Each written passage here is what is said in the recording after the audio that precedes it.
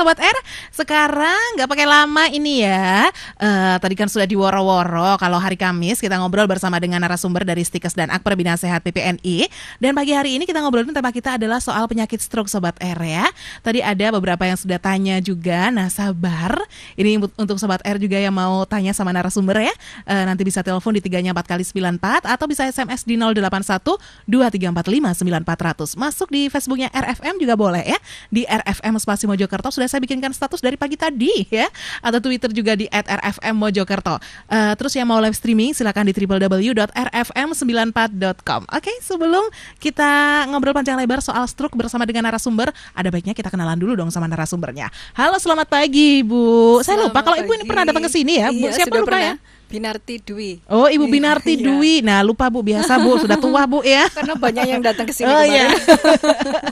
Oke, Ibu Binarti, selamat datang kembali ya di Radio RFM. Kalau sebelahnya ini? Saya Katrin.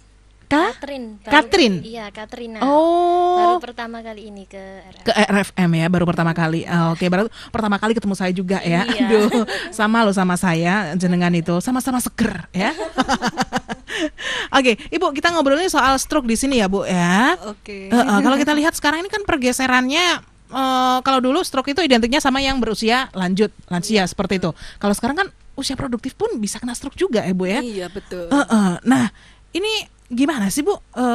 Apa ya?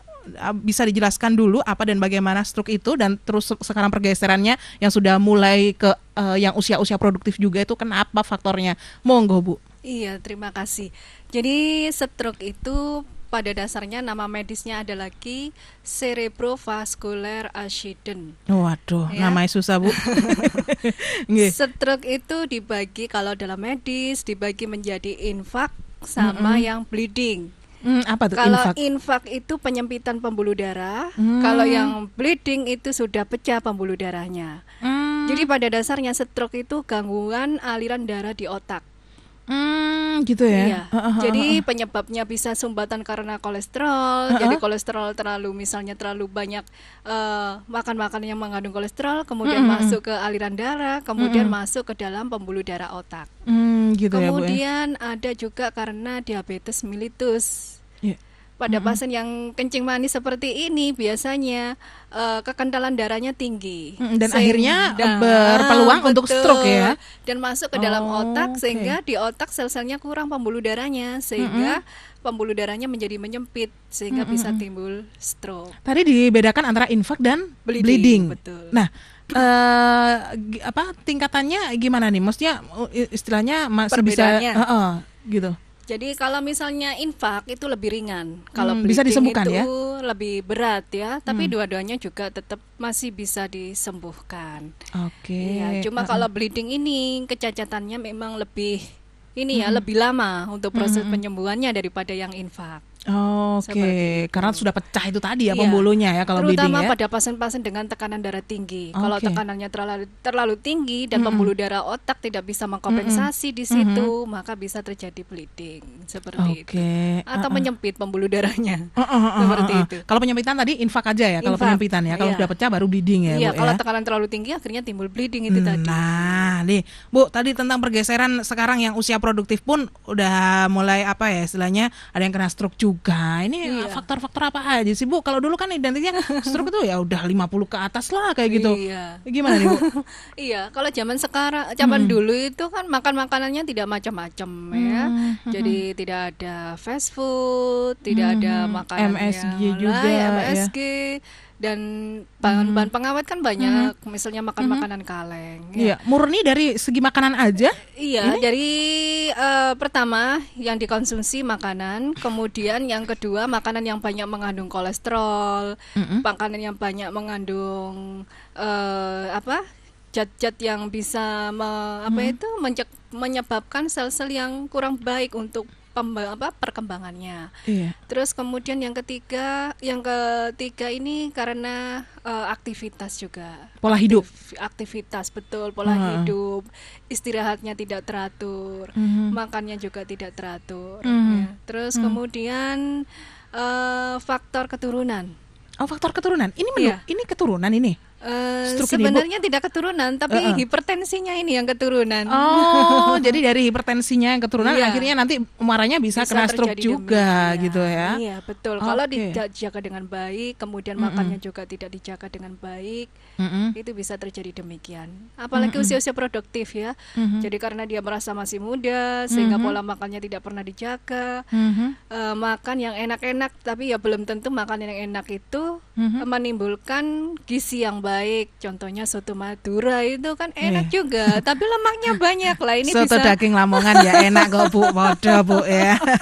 Jeroannya itu. Jeroannya ini sampai nambah-nambah biasanya lah, ya. Ya betul, kelihatannya enak, tapi ya setiap hari janganlah dimakan seperti itu. Ya mungkin istilahnya pola makannya boleh diatur ya, diatur. Jangan selalu makan makanan yang berlemak, makanan yang bergoreng banyak mengandung minyak, goreng-gorengan seperti itu, sehingga nanti ini kalau di dalam darah menimbulkan menggumpal, sehingga menjadi suatu benda yang menyebabkan aliran darah di otak itu menjadi tersumbat, sehingga terjadi penyempitan tadi. Bu, identiknya stroke itu ya, kalau saya sebagai orang awam juga nih Bu ya, stroke itu identiknya enggak mulut, jadi istilahnya agak menceng gitu kan, terus nggak jalan juga sudah nggak normal lagi, jalannya agak ini. Apakah stroke seperti itu Bu? Iya, jadi stroke itu ada stroke ringan, stroke yang berat tadi ya. Jadi kalau stroke ringan itu cenderung ke infaknya. Jadi kalau stroke berat itu cenderung ke bleedingnya. Jadi stroke ringan itu contohnya pusing kepalanya, kemudian mulutnya tidak simetris, bicaranya pelo, kemudian ada kelemahan, bukan parasmasnya lemas saja. Jadi bukan lemes, lumpuh, bukan lumpuh. Bukan lumpuh, tapi bukan lemes. Lumpuh, masih lemas, itu masih ringan. Jadi kalau berat itu sudah masuk ke dalam, misalnya tekanan darahnya semakin tinggi, kemudian pasiennya penurunan kesadaran, sudah sampai terjadi koma, ya, kemudian ada kelumpuhan pada salah satu parase, jadi pada sebagian tubuhnya, jadi tidak hanya tangan saja, tapi separuh gini ya, parase kalau kita menyebutnya seperti itu. Jadi stroke itu memang istilahnya sudah secara fisik sudah kelihatan ya, mulai dari yang mulutnya tidak simetris tadi, terus seperti itu ya Bu ya. Oke, nah ini sudah ada yang gabung nih di lewat BB tadi ya, tanya dari Mas Nana Setiawan. Ini tanya, apa benar dengan meminum kopi sejak dini ini bisa mencegah terjadinya stroke? Silakan. Bagaimana Mbak Katrin? Minum kopi sejak dini bisa terhindar dari stroke? Tak minum kopi ya kalau gitu sekarang. Gimana? Minum kopi, termasuk juga merokok, ini kan merupakan alkohol, itu juga gaya hidup yang tidak sehat sebenarnya. Bukan berarti kita tidak boleh minum kopi. Banyak ya yang para pecinta kopi sudah bertahun-tahun minum kopi, akhirnya mereka tidak terkena stroke, gitu ya. Bukan menjadi satu-satunya penyebab stroke gitu ya. Kalau misalnya kopi ini mengandung nikotin, kemudian memicu terjadinya hipertensi yang tadi sempat disampaikan oleh Bu Binarti, bahwa hipertensi merupakan penyebab yang paling sering terjadi, akhirnya mengarah pada stroke gitu ya. Jadi nikotin yang ada pada kopi ini memang memacu detak jantung ya. Kalau detak jantungnya ini cepat, maka tekanan darah ini akan meningkat. Nah, ini bisa memicu terjadinya stroke. Berarti ini kurang tepat ya, kalau ada yang bilang minum kopi sejak dini bisa menghindarkan dari stroke. Kurang tepat ya. Yang jelas minum kopi itu menghindarkan dari ngantuk, itu yang jelas. Ya, karena kan detak jantungnya cepat, jadi seluruh tubuh ini mendapat suplai darah cukup, akhirnya merasa fresh, merasa segar ya dengan minum kopi, akhirnya ngantuknya hilang. Itu mungkin benar. Nah, tapi kalau stroke ya mungkin hanya dari mulut ke mulut aja ya. Kembali lagi sama narasumber kita, Ibu Bintari sama Mbak Katrin.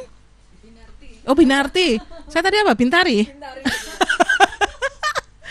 Iya Bu, mikrofonnya bisa dipakai Ibu ya. Oke. Apa yang jadi yang bener jadinya Binarti. Binarti, ya betul. Waduh, habis ini banjaan lagi sampai rumah nih. Ibu, apakah stroke ini tergolong salah satu penyakit berbahaya, Bu Binarti? Oh iya. Jadi stroke ini memang tergolong penyakit yang berbahaya, baik infak maupun bleeding. Jadi kalau misalnya infak di sini tekanan darahnya tinggi, tidak segera ditangani dengan baik, maka di sini tekanan darah yang tinggi itu mampu untuk menyebabkan ketidakmampuan pembuluh darah yang di otak untuk menahannya, sehingga bisa terjadi ruptur tadi, sehingga jadi bleeding. Kemudian kalau sudah bleeding di sini, maka bisa juga terjadi penurunan kesadaran yang paling rendah, namanya koma. Kalau sudah koma, tidak dijaga dengan baik, ya sudah, nanti berangkat lagi. Berangkat lagi kemana, Bu? Berangkat ke rahmatullah. Jadi penanganan stroke ini harus segera, ya. Untuk stroke ini malah ada beberapa falsafah namanya kalau dari medis itu. Jadi pada pasien stroke, untuk sementara dia baru serangan, tidak boleh terlalu banyak beraktivitas. Yang pertama, harus bed rest.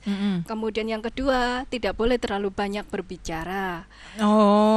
Berkomunikasi. Karena terlalu banyak berbicara juga menimbulkan energi tinggi, dan akhirnya nanti darahnya ikut tinggi, meningkatkan tekanan darah, stres juga bisa. Kemudian yang ketiga, tidak boleh mengejan pada waktu BAB.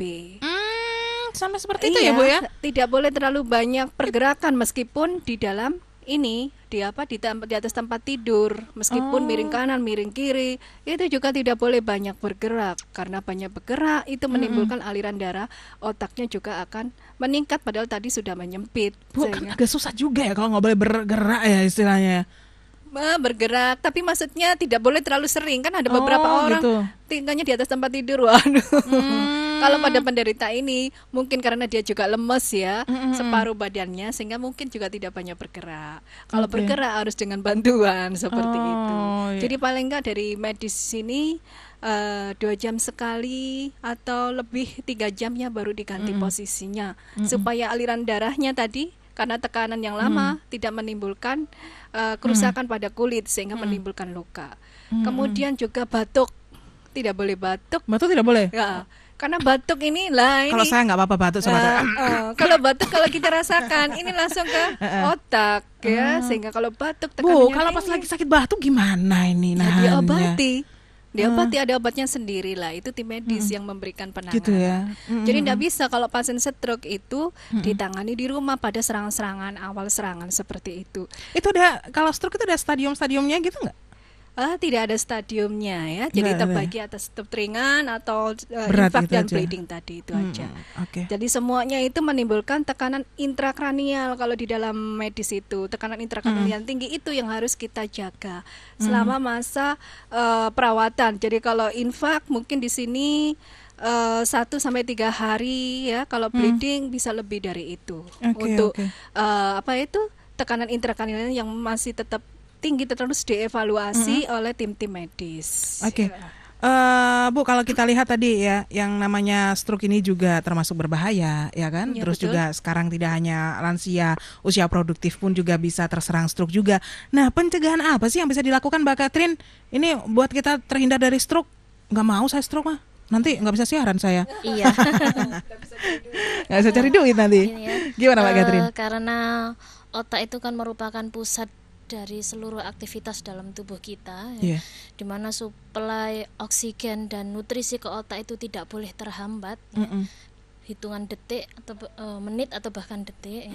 Karena kalau ada terhambat tadi karena sumbatan atau pecahnya pembuluh darah, nah ini kalau suplai oksigen dan nutrisi ke otak ini terhambat, bisa dampaknya ini ke seluruh tubuh, ya. Tadi sudah disampaikan oleh Bu Binarti, ada kelumpuhan anggota gerak, kemudian afasia atau kesulitan bicara, kemudian kelumpuhan otot-otot wajah ya, sehingga banyak dari penderita stroke itu yang wajahnya menjadi tidak simetris, ya.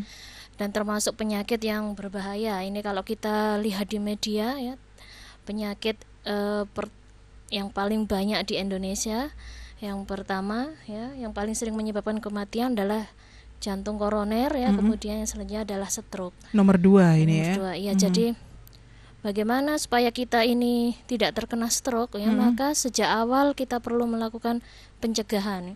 Tadi sudah disampaikan bahwa faktor pencetus diantaranya adalah gaya hidup ya, kemudian kurangnya aktivitas, meskipun ada juga faktor yang tidak bisa dirubah ya. Yaitu tadi faktor keturunan ya, itu tadi ya. Keturunan ya, penyakit hipertensi, usia itu kan yang tidak bisa diubah. Sementara kita bisa melakukan pencegahan dari faktor-faktor pencetus yang bisa diubah ya, misalnya gaya hidup ataupun aktivitas. Gaya hidup yang seperti apa ini yang perlu kita lakukan untuk terhindar dari stroke? Sebaiknya kita menghindari yang makanan-makanan yang tidak sehat ya, yang terutama tadi tinggi kolesterol. Yang tadi salah satu contohnya adalah soto Madura tadi ya. Ya, kemudian ya selain dari segi makanan kita harus mencegah konsumsi tadi rokok ya, alkohol ataupun nikotin secara berlebihan. Nah, itu sebaiknya mulai sekarang ini sudah kita hindari ya.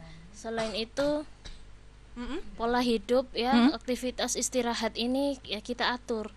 Jangan sampai idealnya istirahat sehari 8 jam ya. Untuk 6 sampai 8 jam ya untuk orang dewasa ya, 6 Okay. sampai dengan 8 jam. Kemudian yang tidak kalah penting adalah olahraga. Ya, olahraga kita sempatkan setiap satu hari ini paling tidak 30 sampai 40 menit lah untuk aktivitas ya. Bahkan sudah banyak dilakukan penelitian. Aktivitas dan olahraga beda kan, Bu? Beda kan? Ya. Sudah banyak dilakukan penelitian bahwa jalan sehat di pagi hari itu mampu menurunkan kolesterol ya, otomatis kita bisa terhindar dari stroke gitu ya. Tidak harus olahraga yang terlalu berat ya. Olahraga jalan di pagi hari ya, jalan santai biasa, ya. Jalan santai ini juga mampu menurunkan kadar kolesterol dan kadar gula ya untuk penderita diabetes. Mampu mencegah tadi ya stroke ya. Oke. Nah, ini yang mungkin bisa kita lakukan Sobat Area mulai dari sekarang. Olahraga, makanan juga dilihat ya komposisinya bagaimana. Ada baiknya kita menghindari yang mengandung kolesterol, lemak-lemak seperti itu ya, Bu ya. Asam urat. Ya, manis-manis. Iya. Oke deh, untuk jam istirahat pun juga ini perlu diperhatikan. Oke, yang terakhir ini Bu, ketika sudah terlanjur menderita stroke, ini apa yang sebaiknya dijaga Bu? Atau yang dilakukan begitu?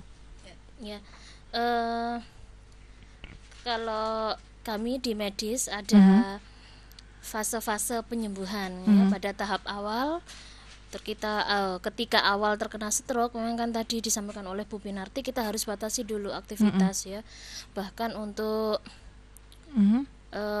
mengejan yang berlebihan ya, batuk ini kalau bisa jangan sampai itu terjadi ya, karena bisa memicu terjadinya tekanan darah yang semakin meningkat. Nah, apabila pasien ini sudah stabil ya, artinya yang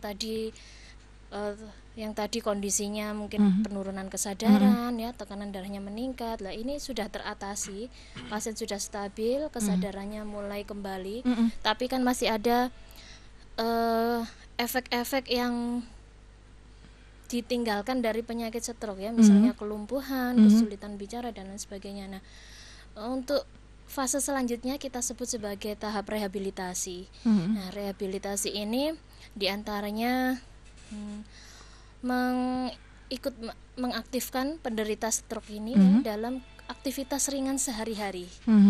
Jadi bukan berarti kalau sudah kena stroke kemudian hanya bed rest, tiduran total, tidak. Tapi kita ikutkan dalam aktivitas ringan. Misalnya kalau yang terkena stroke adalah otak bagian kanan, maka efek yang ditimbulkan adalah kelumpuhan anggota gerak bagian kiri. Dan sebaliknya, ketika yang terkena serangan ini otak bagian sebelah kiri, berarti yang kanan. Ya, oke. Jadi kalau misalnya ada kelumpuhan anggota gerak bagian kanan, maka kita bisa mengoptimalkan pasien dengan menggunakan anggota tubuh bagian kiri. Iya. Gitu ya, Okay. melatih agak dekat mikrofonnya, Mbak? Ya, aktivitas ringan gitu ya. latihan rentang gerak, kita namanya latihan rentang gerak. Ada aktif dan pasif, gitu ya. Oke, ya. Ada lagi? Sedikit aja. Oh iya. Ibu Binarti. Iya. Ini tadi sudah banyak dijelaskan. Jadi selama perawatan di rumah itu kalau bisa pasien ini jangan dihindari. Maksudnya tetap diperlakukan seperti biasa. Jangan dianggap pasien ini tidak berdaya, ya. Kemudian aktivitas-aktivitas untuk berkumpul keluarga, berkomunikasi itu juga tetap diikutkan supaya tidak stres. Terus kemudian yang paling penting juga garam, ya. Jadi garam ini juga perlu dihindari, ya. Bukan dihindari, ya. Kalau bisa dikurangi. Oh, begitu, ya. Iya, kalau misalnya tidak makan garam sama sekali itu ya nanti natriumnya kurang, pasiennya jadinya lemas juga. Terus kemudian ya itu tadi kalau bisa untuk yang melatih aktivitas, pasien ini kan tadi mengalami ada yang kelemahan, ada yang kelumpuhan, ya.